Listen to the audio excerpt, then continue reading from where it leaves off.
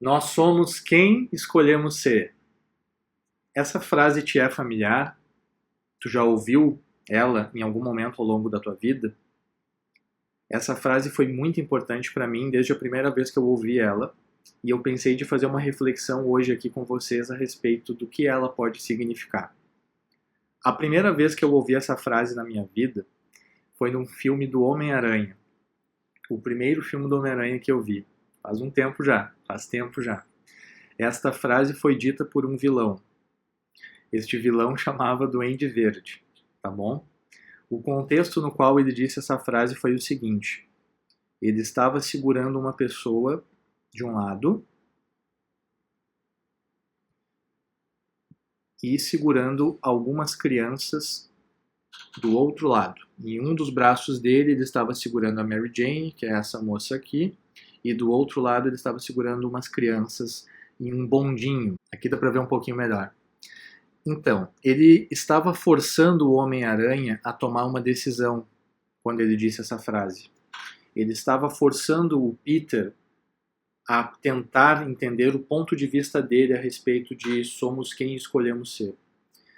O ponto desse personagem, do vilão, é que, independente do herói que tu seja, independente de tudo que tu faça pelas pessoas, o altruísmo que tu tenha, a empatia que tu tenha, será preferido pela sociedade como um todo, eventualmente te ver falhar, te ver fracassar, te ver não suceder. Eles estarão lá para ver o teu fracasso e não estarão lá para ver o teu sucesso. Não estarão lá para lembrar do teu altruísmo, do teu sucesso. Do ponto de vista do Duende Verde, isso faz sentido, porque foi a forma que ele foi tratado até então. Era a forma que ele estava sendo tratado, inclusive antes de ser o Duende Verde, quando ele era apenas o Norman Osborn. O que acontece no filme é que o Peter toma uma decisão diferente do Duende Verde em relação à decisão do que fazer. Ele opta por tentar salvar ambos, tanto a Mary Jane quanto as crianças, mesmo que isso signifique ele se sacrificar mais. Porque ele fica numa posição lá que ele tem que segurar os dois, cada um com um braço, e ele fica vulnerável aos ataques do Duende Verde. O ponto em relação a isso é que ele não queria se igualar ao vilão ao tomar essa decisão. Esse filme é muito interessante nessa questão para ser observado, porque são dois indivíduos que recebem superpoderes, digamos assim, super coisas que eles podem fazer, e eles tomam caminhos diferentes do que fazer com este poder maior. Tanto que em um determinado momento do filme, o Duende Verde tenta recrutar o Homem-Aranha, e ele não consegue porque tem uma diferença de princípios acontecendo ali. Durante muito tempo eu achei que essa frase era do Duende Verde. Eu achei que essa frase tinha sido criada pelos roteiristas para ele. E com o passar dos anos, na medida que meu contato com a arte foi aumentando, eu descobri que ela veio de um outro filme. Ela veio de um filme de 1999, de animação. Essa frase veio deste filme aqui, com este robozão, que chama Gigante de Ferro. Esse é um filme de animação de 1999, no qual é feita uma analogia muito bonita com as escolhas. O que a gente acredita que a gente nasceu para fazer, ou características que nós temos, mas o que a gente faz se a gente tem o poder de escolha? Esse robozão aqui, gente, ele foi construído para ser uma arma no filme. Se eu não me engano, ele é uma arma que os soviéticos criaram para combater os Estados Unidos no contexto da Guerra Fria. Então ele é uma arma de batalha. Só que quando ele cai nos Estados Unidos, ele bate a cabeça aqui, ó. Vocês podem ver a latinha amassada. Então é quase como se ele perdesse um pouco a memória de quem ele é e qual é a função dele. Interessante, né? Inclusive ele bate aqui aonde seria a parte esquerda do cérebro, mas enfim. E na medida que ele vai acordando, esse robô, ele vai fazendo amizade com esse personagem aqui desse menino. E ele vai se divertindo com a nova forma de viver que ele vai aprendendo a ter com essa pessoa, que não tem relação direta com isso de querer que ele seja uma arma. A frase escolhemos quem queremos ser é dita por um personagem que é amigo desse menino e que eventualmente se torna amigo do robô também, no momento em que eles descobrem que esse robô foi criado para ser uma arma. Por que isso é tão importante, gente? Porque o robô, ao longo do filme, na medida em que tem algumas coisas que acontecem que ativam o sistema de defesa dele, ele fica bem diferente. Ele aparece umas armas no braço dele, no corpo, os olhos ficam vermelhos, só que ele consegue sair desse modo. Porque a convivência que ele está tendo ali com o menino, com esse outro amigo do menino e com outras pessoas que vão aparecendo no filme, fazem ele se desarmar, fazem ele escolher a nova vida que ele tem e não a que ele foi criado para ter. Por que isso é tão importante? Porque às vezes nós acreditamos que nós temos um propósito no qual nos foi incutido, nos foi dito: tu tens esta missão, tu tem que se comportar desta forma, tu tem que fazer assim. As coisas são feitas assim nessa família, as coisas são feitas assim nessa cidade, as coisas são feitas assim por causa de tal coisa. Parece que essas regras, esses fantasmas de como tem que se comportar e como precisam ser feitas as coisas, eles nos acompanham ao longo da vida se nós deixamos. A diferença interessante entre esses paralelos desses filmes é que o robô do Gigante de Ferro foi criado para ser uma arma e optou por não ser uma. Ele optou por salvar as pessoas, ele optou por salvar o menino. Ele escolheu isso. O Norman Osborn, inicialmente, estava querendo encontrar uma solução para a empresa dele, talvez para dar continuidade ao legado da família, mas ele acabou optando por se tornar um vilão. Eu não vou entrar no mérito de que a transformação de um Duende Verde pode ter alterado a neuroquímica cerebral dele e aí o processo de tomada de decisão ficou alterado, porque isso pode ter acontecido. Mas com o Peter também aconteceu. Com o Homem-Aranha também aconteceu isso.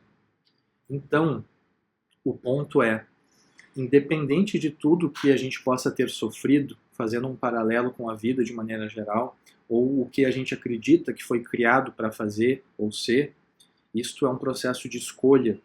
A tomada de consciência de que é um processo de escolha não é fácil. Não é nem um pouco fácil fazer isso. É difícil. É muito mais fácil seguir no automatismo a vida inteira.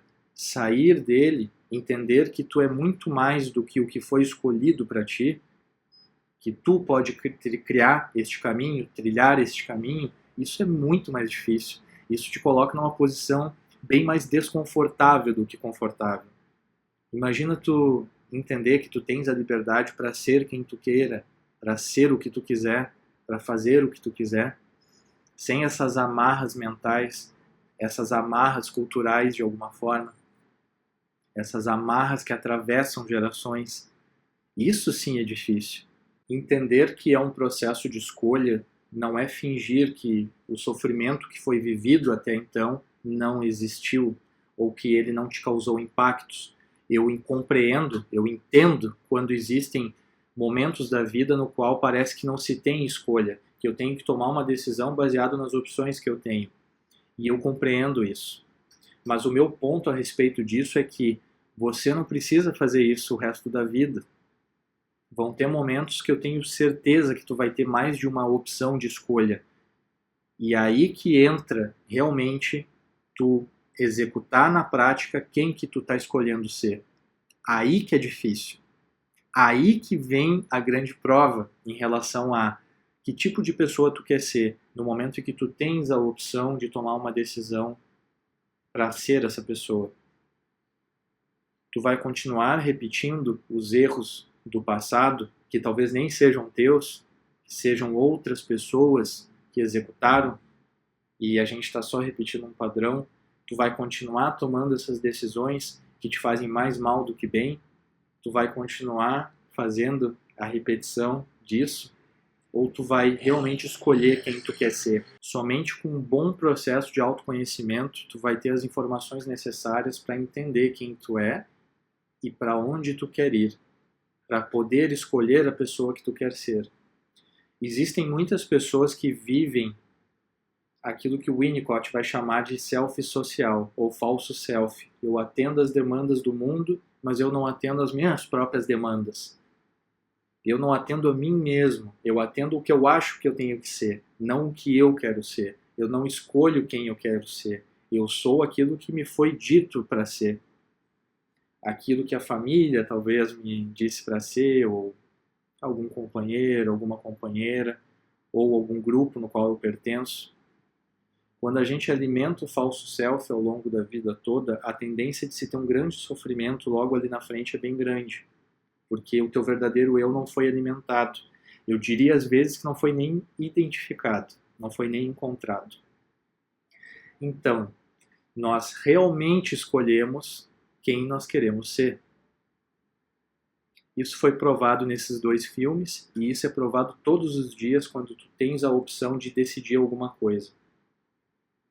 Não é para negar o sofrimento que foi vivido até então. Ele tem que servir de alguma forma como aprendizado ou algum direcionamento ele precisa te dar para alguma coisa. Nem que seja para não tomar mais decisões que te levem para este caminho.